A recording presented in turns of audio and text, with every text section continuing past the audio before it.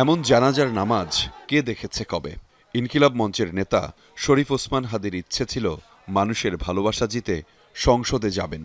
হাদি সেই সংসদে এলেন, সাথে লাখ লাখ মানুষের ভালোবাসাও। কিন্তু ওসমান হাদির নিথর দেহ তখন কফিনে বন্দী। জাতীয় সংসদ ভবনে শরীফ ওসমান হাদির জানাজায় অংশ নিতে আসে লাখ লাখ জনতা। জাতীয় সংসদ ভবন থেকে শুরু, রাজধানীসহ দেশের বিভিন্ন প্রান্ত থেকে উপস্থিত ছাত্র জনতার ঢল গিয়ে উপচে পড়ে মানিক মিয়া অ্যাভিনিউ, খামারবাড়ি, আসাদ গেট এলাকা পর্যন্ত।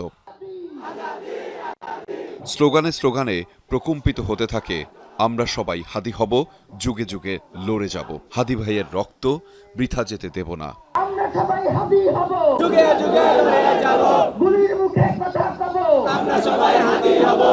আকাশ থেকে দেখলে মানুষের উপস্থিতি ছাড়া কিছুই মিলবে না। সাধারণের এমন উপস্থিতি স্মরণকালে কি দেখা গেছে? জানাজা শুরুর আগে জনতা একসাথে জোহরের নামাজ আদায় করেন, এমন দৃশ্য খুব কম সময়ই দেখা যায়।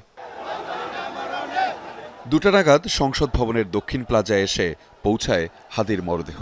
লাখো ধ্বনি যেন একসাথে বরণ করে নেয় বিপ্লবী বীরকে। এরই মধ্যে আসেন প্রধান উপদেষ্টা সহ সরকারের বিভিন্ন দপ্তরের উপদেষ্টারা। যোগ দেন বিএনপি, জামায়াতে ইসলামী ও এনসিপি সহ বিভিন্ন রাজনৈতিক দলের শীর্ষ নেতারা। চোখের পানি ধরে রাখতে পারেননি অনেকেই। হত্যাকারীদের ব্যাপারে রাষ্ট্রকে সর্বোচ্চ এফোর্ট নিতে হবে।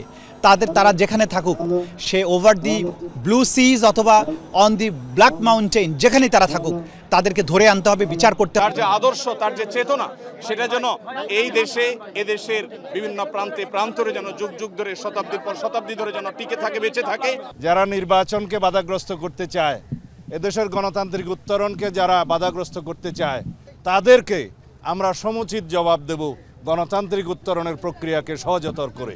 তাহলেই শহীদ ওসমান হাদির রক্তদানকে, আত্মত্যাগকে আমরা সম্মান জানাতে পারব।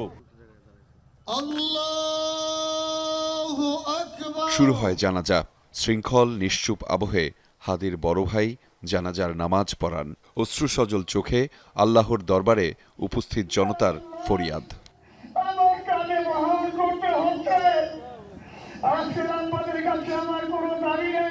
জানাজা শেষে গগনবিদারী আর্তনাদে হাদির হত্যাকাণ্ডের বিচার দাবি করেন লাখো জনতা। জানাজা শেষে শেষ ঠিকানার পথে রওনা করেন হাদি, সাথে সঙ্গী লাখো জনতা। বিদায় নয়, শরীফ ওসমান হাদি, আপনি থাকবেন মানুষের ভালোবাসায়, হৃদয়ে। আহমেদ রেজা, যমুনা নিউজ, ঢাকা।